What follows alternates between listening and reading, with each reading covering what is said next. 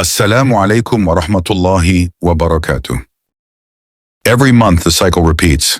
Payday feels like relief. Then, a week later, the balance drops again.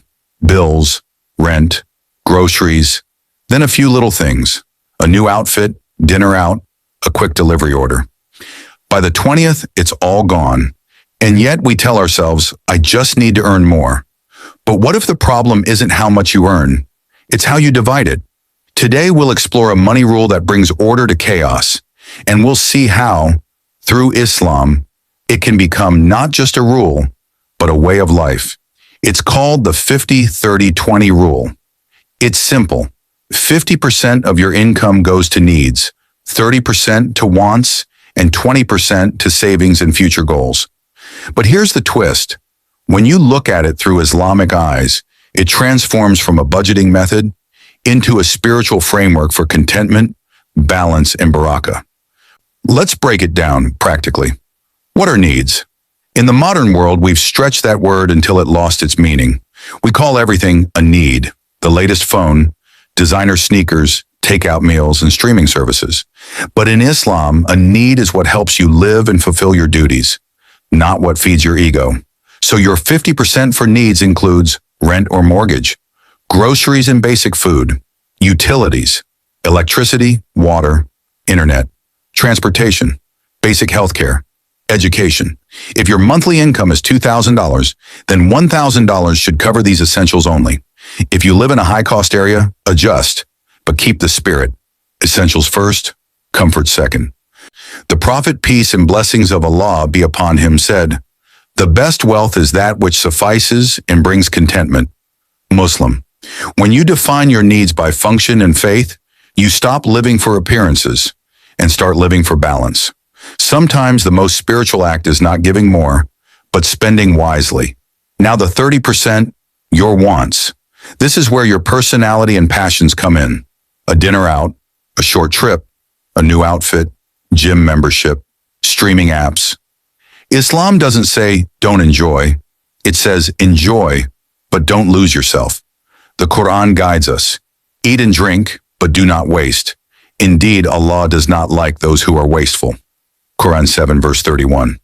So 30% of your income can go toward things that bring joy, as long as that joy doesn't become your identity. If you earn $2,000, this is about $600. Enough to enjoy without guilt. Ask yourself, is my spending making my heart light or my wallet heavy? Enjoying blessings is sunnah, but chasing trends is slavery. Freedom is not having everything you want, it's knowing what's enough. And then the 20%. This is your future, your emergency fund, your investments, your security. In Islam, planning for tomorrow isn't a lack of trust in Allah. It's part of trusting Him. The Prophet, peace and blessings of Allah be upon him, said, "Tie your camel, then put your trust in Allah." Tirmidhi. So if you earn $2,000, set aside at least $400 each month. Break it down, $200 into savings, $100 in investments, halal stocks, gold, business ideas, $100 for goals, like Hajj, education, or starting something new. And most importantly, keep your savings halal. No riba, no shady schemes, no greed. Savings are not just about money, they're about peace of mind. Every dollar you save with intention becomes a seed for future barakah. Now here's where the Islamic version goes deeper.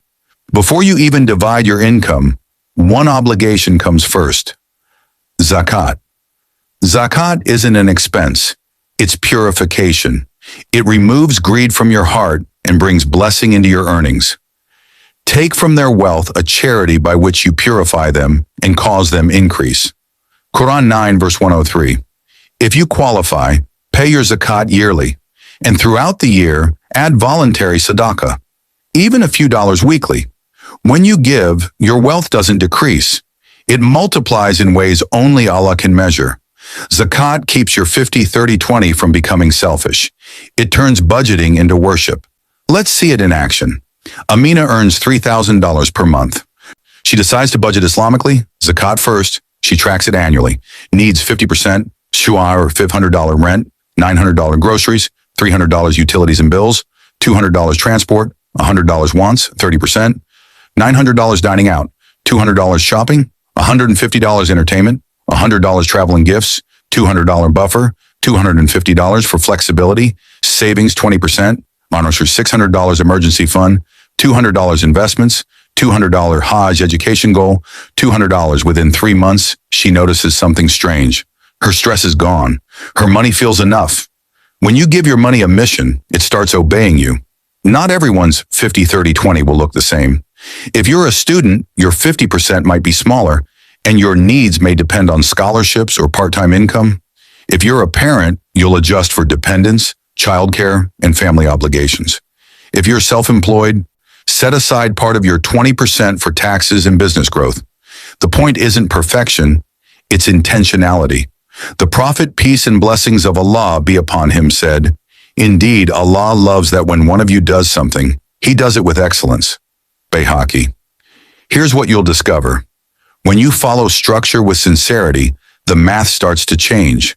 You'll find unexpected peace, opportunities you didn't plan for, and a feeling that your money, no matter how small, stretches farther.